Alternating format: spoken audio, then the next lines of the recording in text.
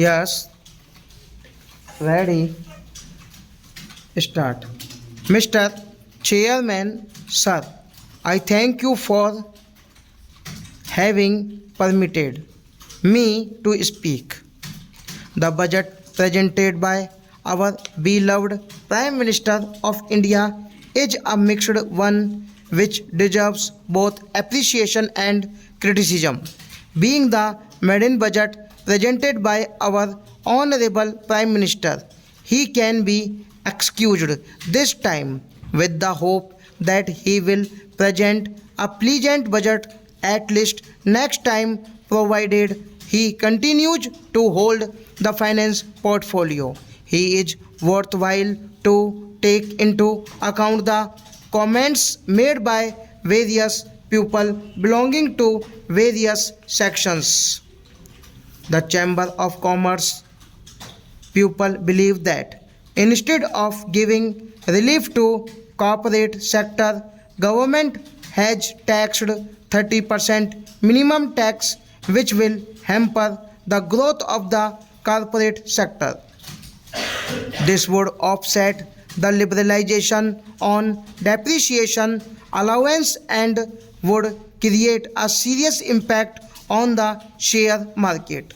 The TV is no longer a luxury item and is a media for propagating government policies and programs, and it is a media to educate the illiterates who form a major part of the population of the country. Hence, the price rise is unjustified and unimaginable.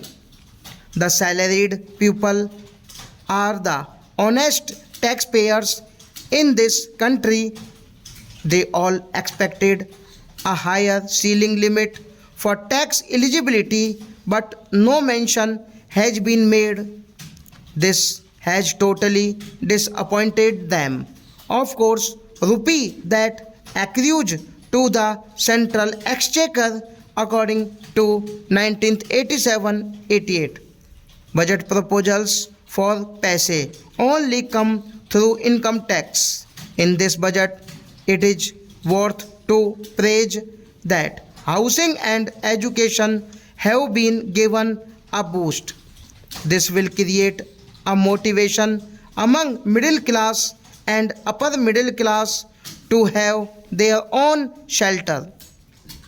It is a legitimate duty of the government to provide such shelter. In that case, our Prime Minister has made a sincere effort in this budget. I welcome this wholeheartedly in the name of preservation of forest wealth. 35% duty will be levied on plywoods made from prime timber and wood products. It is not logical as on one side you want to encourage housing and on the other side wood and its products would become costlier by this levy. This will cause a further hike in the cost of building construction. I feel this is penny wise, pound foolish. But our Honorable Prime Minister has made a humble plea that he invites suggestions from members and other conservationists. He should therefore revise his opinion on taxing wood products. More allocation to education is a welcoming measure which can turn our illiterate masses into literates and increase our literacy rate so that the pupil can judge things well and they cast their votes properly without being carried away by the sympathy waves. Excise duty on aerated soft drinks and soda being 20 paise and 15 paise per bottle is unwarranted. Soda is not used for mixing up with hot drinks alone by affluent sections but also used by the poor and middle class people to quench their thirst. Even the politician, while speaking on the platforms, drinks soda, but he does not play for that. So the organizers of the meetings only pay. So it has become an additional burden for the people of the lower rank of the party who form the rank and file of the organization. Hence, it is unjustified to increase the excise duty on soda and soft drinks.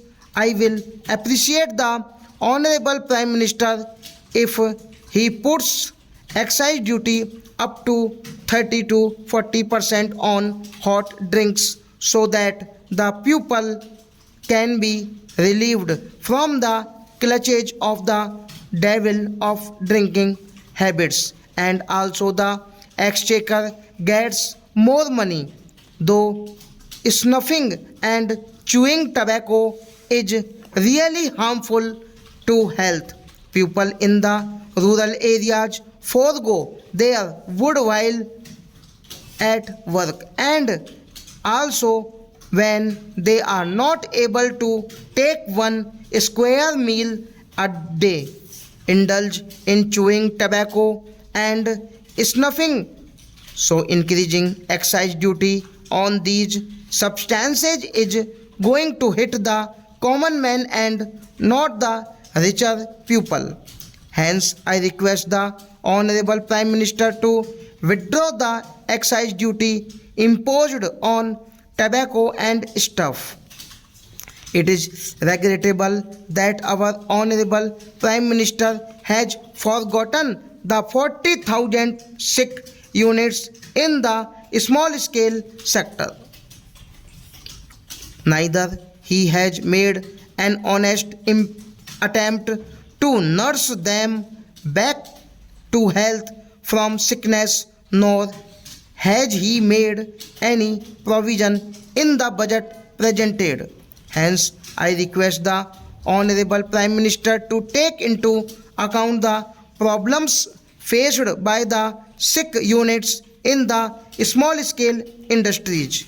It is unfortunate that the Honorable Prime Minister has not encouraged the banking industry, which has a major role in the national development, like tax incentives to facilitate mobilization of the savings, while creation of a national housing development finance bank is appreciable.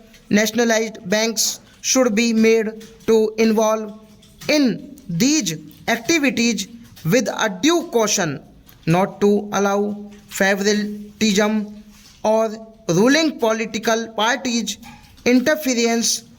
There are certain features present in the budget to be praised and applauded. One is that any compensation received by a workman at the time of his retirement of is expected exempted from tax stop.